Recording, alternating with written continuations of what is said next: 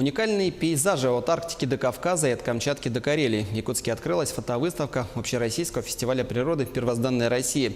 Ее задача – показать всю красоту и разнообразие природы России.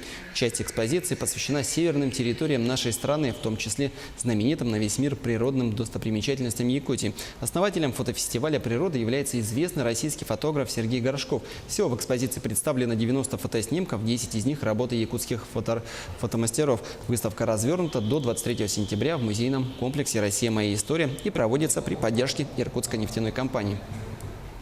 Здесь представлено 90 картин, авторы со всей страны. Ведется очень жесткий отбор, и сюда попадают только работы, которые, так скажем, уникальны по многим параметрам. Они сделаны в очень тяжелых условиях, потому что люди работают в экспедициях, там, я не знаю, лежа в снегу по пояс, караулят, например, появление какого-то дикого зверя. Кстати, среди мастеров очень много работников, предположим, сферы лесного хозяйства.